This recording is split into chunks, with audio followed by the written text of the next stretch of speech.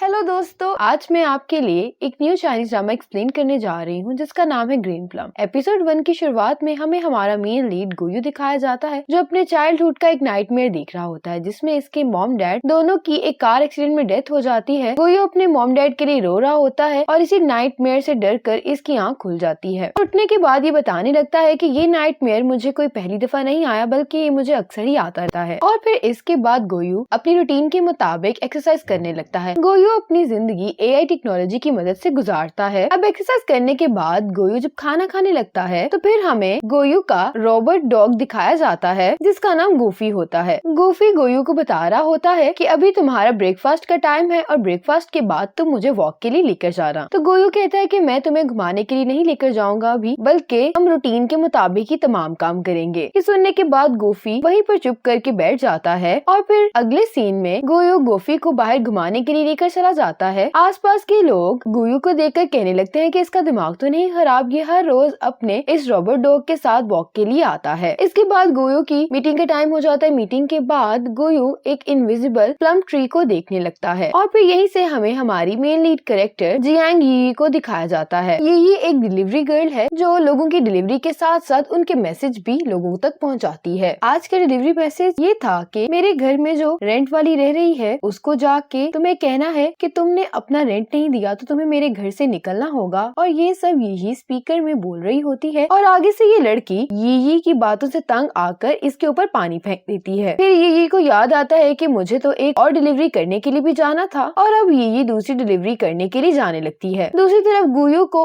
उसके फ्रेंड की कॉल आती है और वो गोयू को बताता है कि तुमने मुझसे जो फाइल मांगी थी ना, मैंने उसकी डिलीवरी करवा दी है और ये फाइल तुम तक अभी कुछ ही देर में पहुंच जाएगी। और तभी गोयू को यी की कॉल आ जाती है और कहने लगती है कि आपका एक पार्सल आया है लेकिन आपके विला के साइट पर कोई भी इलेक्ट्रिक चीज लाना मना है, इसीलिए मैं आपकी बिल्डिंग की बेसमेंट में आई हुई हूँ और आप वहीं पर आकर मुझसे अपना पार्सल रिसीव कर ले। इसके बाद गोयू गूफी के साथ पार्सल लेने के लिए बेसमेंट में आ जाता है और इतने में यहाँ पर एक डॉग आ जाता है और इस डॉग का पट्टा गूफी के एक पैर में फंस जाता है जिसकी वजह से गूफी इसके साथ ही जाने लगता है। अब गोयू भी गूफी को बचाने के लिए इसके पीछे भागने लगता है लेकिन इतने में यहाँ पर यही आ जाती है। यही गोयू को देखकर जल्दी से ब्रेक लगाती है और ब्रेक की आवाज सुनकर गोयू को कुछ होने लगता है। गोयू गिरने वाला होता है, ये देखकर यही जल्दी से गोयू को पकड़ने के लिए आ जाती है। दोनों एक दूसरे के ऊपर गिरे होते हैं। गोयू जब यही को देखता है तो इसे देखकर साइड पर करता है और यही को ही धक्का दे देता है। यही कहने लगती है कि तुमने मेरे साथ ऐसा क्यों किया। और फिर जब गोयू देखता है कि ये डिलीवरी गर्ल है तो गोयू यही से कहता है कि तुमने जो मेरी मेल देनी थी वो मुझे जल्दी से दे दो। और फिर यही वो फाइल निकाल कर गोयू को दे देती है और फिर फाइल डिलीवर करने के बाद जब यही वापस जा रही होती है तो यही कॉल करके गोयू के फ्रेंड को बता देती है कि आपके फ्रेंड की तबीयत ठीक नहीं है तो आप उसे कॉल करके पूछ लें। और इसके बाद यही अपनी क्लास के लिए भाग रही होती है क्योंकि वो काफी लेट हो गई होती है। क्लास में बैठे हुए यही के दोनों फ्रेंड्स यही सोच रहे होते हैं कि इतना टाइम हो गया है और यही अभी तक क्लास लेने के लिए नहीं आई है। और इतने में यही पीछे से क्लास में आ जाती है और क्लास की एक रूड लड़की यही को देखकर जल्दी से खांसी करने लगती है ताकि सर को मालूम हो जाए कि क्लास में भी कोई आया है। सर जब यही को देखते हैं तो इससे पूछने लगते हैं कि क्या तुम अभी क्लासरूम में आई हो। तो इसकी फ्रेंड यही को बचाने के लिए सर से कहती है कि ये तो अभी वॉशरूम से आई है क्योंकि इसके पेट में दर्द हो रहा था। और यही की फ्रेंड का नेम टैंग शाओफी होता है और दूसरे